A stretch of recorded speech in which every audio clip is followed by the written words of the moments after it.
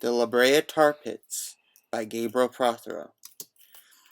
Over 3 million fossils have been discovered at the La Brea Tar Pits since 1900. Originally, it was an old oil field.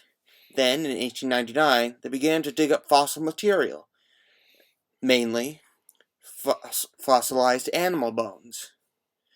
Most of the fossilized material is in the La Brea Tar Pits Museum on the site, but some were collected by the University of California Museum of Paleontology in Berkeley. The site is dated to the late Pleistocene to Holocene age, about 40,000 years to 9,000 years old. Each of the pits are radiocarbon dated, so we know their general age. It is famous for its Ice Age mammals, but 137 species of birds, plus reptiles, amphibians, fish, insects, and fossil plants have been unearthed right here in Southern California. Here is a painting of what the ecosystem at its fullest would have looked like. Here is an image of statues of Columbian mammoths at the front of the museum. And here is a picture of a 1914 excavation by the Los Angeles Museum of Natural History. Here is Pit 91, an excavation site today. It was started in 1970. Here is a picture of some bones being dug up from the fossilized tar. Here on the left are eagle leg bones. In the bottom middle are Smilodon toe bones. And on the top right are Smilodon ankle bones. Here is a wall, the sheer scale of direwolf skulls they found. Over 400 of them. Here is an image of Paramylodon harlani, the Harlan's ground sloth. Here is a skeleton of Northrotheriops shastensis, the Shasta ground sloth. Here is a skeleton and picture of Megalonyx jeffersoni, Jefferson's ground sloth, named so because Thomas Jefferson had an input on the naming of the fossil hand found. Here is a picture of the Columbian mammoth, a mammoth that was hairless due to it being in more tropical environments. It was as hairy as modern elephants are today. Here is the Pacific mastodon, Mammut pacificum. It was long thought this was the same as the American mastodon, Mammut americanus. But this was found to be distinct enough to have its own distinct enough to be a separate species. Here is Bison antiquus, the so-called antique bison, as the name implies. Though not much different from the modern bison of today, it is still different enough to have its own unique species. While here is the Bison latifrons, the longhorn bison, slightly larger and has longer horns, hence the name. It was very unique compared to its modern-day relatives. Here is Camelops hesternus, the western camel. It likely would have been way different than the camels you would have seen today, though still the same body plan. Here is Capromeryx minor, the dwarf pronghorn. This is, as you can see, is thought to be quite different to the modern pronghorn of today.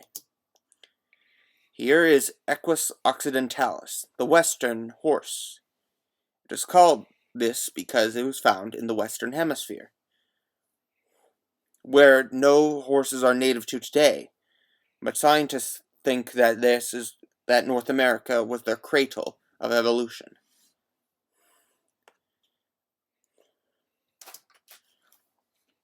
Now we go on to the notable predators who also scavenged. And the reason predators outnumber prey items is due to La Brea tar pits being a predator death trap. A prey animal, most likely, would get stuck in the tar, and its struggle to get out would attract predators and scavengers waiting for it to die. Though some predators like to kill when the animal is still alive, leading to them getting trapped in. And scavengers would get trapped in once the animals had died and rotted enough so the scavengers would try to eat and thus get trapped in as well. Predators outnumber prey here very much due to this phenomenon. And here are some examples. The animals I said before, plus modern pronghorns, deer, mammoths, mastodons, and small mammals like rodents and bats and other moles and few others. But as you'll see here, we come up on a few creatures that ate meat in this area. This, on the bottom left, is shown the predator-prey relationship. Mostly carnivora are found here. Here is Smilodon fatalis, the saber-toothed cat. Not actually called a tiger. This is the cat that made them famous. And as the name implies, they were indeed fatal. There are other species of Smilodon, but this is the most famous one, the one you probably think of. Here is Panthera atrox, the American lion. Though likely it was more related to jaguars than lions due to its range in the Americas and not Eurasia and Africa. Though its massive bulk meant it would have taken down prey much larger than modern jaguars would do today. And down here is an actual comparison between Panthera atrox, the American cave lion, versus Panthera leo, the actual lion. It is unknown if these animals had a mane. The males, anyway. Here are dire wolves. Anocyon dirus. Originally called Canis dirus because it was thought they were actual relatives of the gray wolves, they are now found to be in a different genus. They are the most common animal, likely due to wolves hunting in packs, and therefore the same ranges other predators would need to have to find meat, more wolves could inhabit. And here is Arctodus simus, the giant short-faced bear. Here is a statue on the left to the actual animal. And though they are giant, they likely had the same diets as other bears found in the Americas. And actually, they are more closely related to the spectacled bear of South America than modern grizzly and American black bears. Here are other extinct mammals that don't have enough information for me to put here in relevance in relation to La Brea.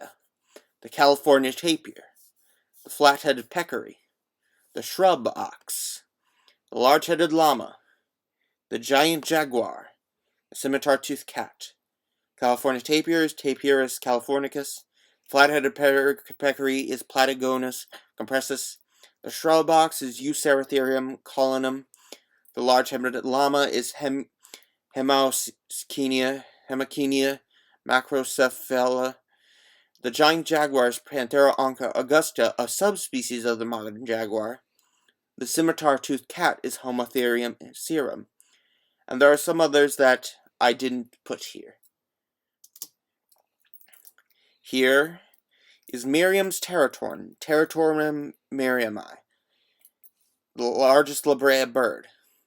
It is known that teratorns are members of the New World vulture family, which includes condors and which includes condors.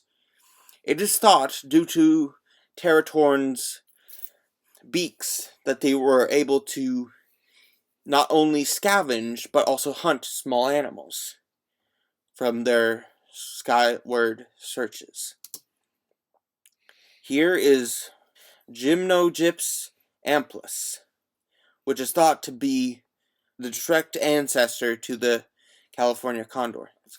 This is thought that populations evolved directly into the California condor. Here is the golden eagle, which is not extinct. It is the most common bird in the tar pits, so that may explain something of my choices. Its scientific name is Aquila chrysaetos.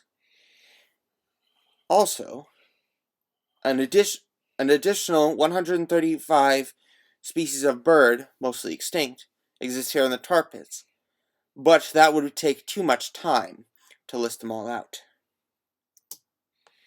Here is a conclusion of this particular study on the La Brea ecosystem. It is one of the most important Ice Age and also Cenozoic fossil localities in the world. It gives an incredibly detailed view of life in the very late Pleistocene in southern California. It also gives us tools to map out biomes around that area. It is used for many types of study in evolution and paleoecology, especially studies that can be done with a huge sample of bones and other parts. It has had more than 100 years of research since it was first excavated in the early 1900s, and still going on due to the motherlode of bones that have been found, that have been excavated. Someday soon, a new museum will replace the 1977 La Brea Tar Pits Museum. Though, in my personal opinion, I hope they still have the same charm as the old. And here is a picture of a slightly exaggerated environment where sloths get stuck in the tar and the cycle starts of endless trapping.